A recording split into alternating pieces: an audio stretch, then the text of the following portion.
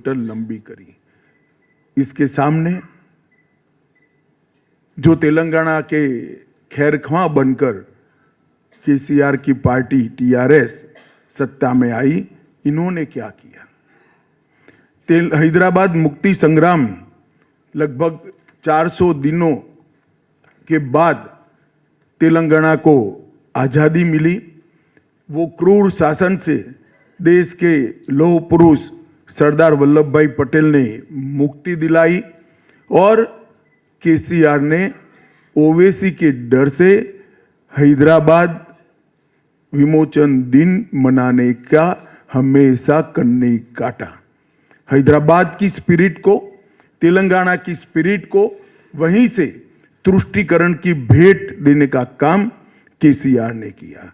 केसीआर के नेतृत्व में आज तेलंगाना लोकतंत्र की जगह लूट तंत्र बन गया है और प्रजातंत्र परिवार तंत्र बन गया है। उनका एकमात्र लक्ष्य, किसी भी राज्य के मुख्यमंत्री का लक्ष्य होता है अपनी जनता की भलाई करना। उनका एकमात्र लक्ष्य अपने बेटे को मुख्यमंत्री बनाना है और कोई लक्ष्य नहीं है। नीलू, निधुलू और नियामकालू, ये 3 सूत्रों के साथ वो सत्ता पर आए थे, वादा किया था। हम लोग भी दूर से देखते थे, बड़ी आशा के साथ देखते थे कि नए राज्य की शुरुआत हुई है, अब कुछ अच्छा होगा। मगर हुआ क्या? पहले नीलू की बात करते हैं। कालेश्वरम घोटाला हुआ, 42,000 करोड़ का प्रोजेक्ट 1,35,000 करोड़ का हो गया, अभी भी समाप्त नहीं हुआ है। पलामूरू रंगारेड्डी लिफ्ट सिंचाई योजना लगभग 2015 में इसकी आधारशिला रखी, 32,250 करोड़ खर्च हो गया, मगर अब तक उसको पूरा नहीं किया गया है।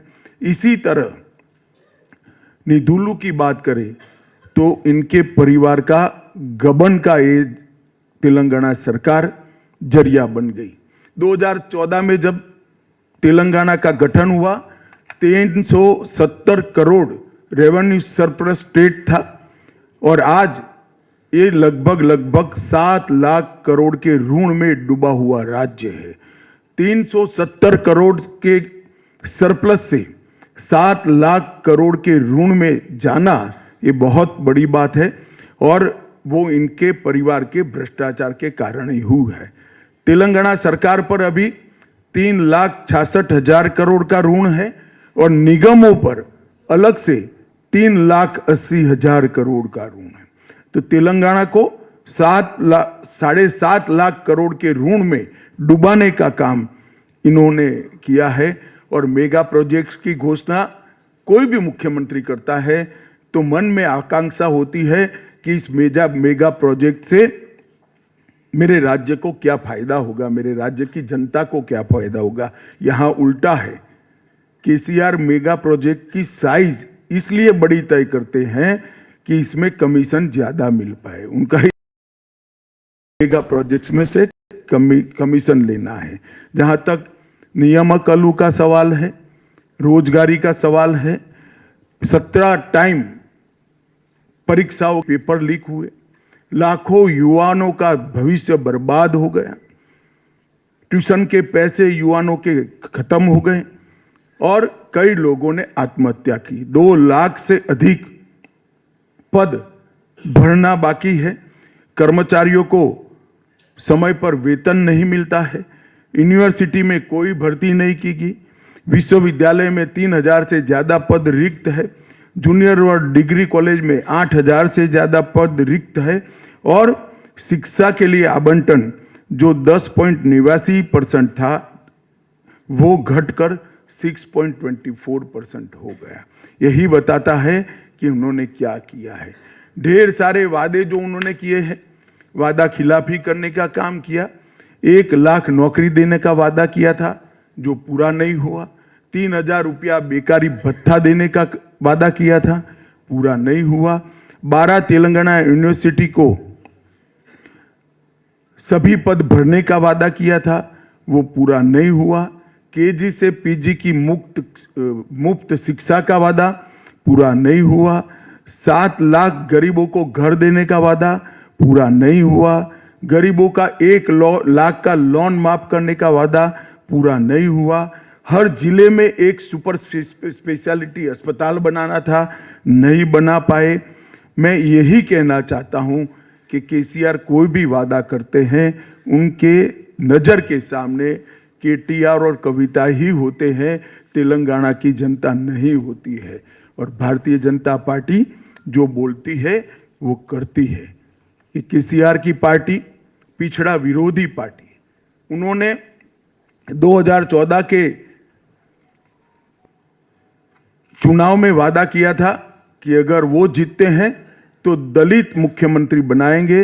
2 बार वो स्वयं बन गए और तीसरी बार अब केटीआर को बनाने की तैयारी कर रहे हैं। हालांकि इस बार होने वाला नहीं है, मगर वो तैयारी कर रहे हैं।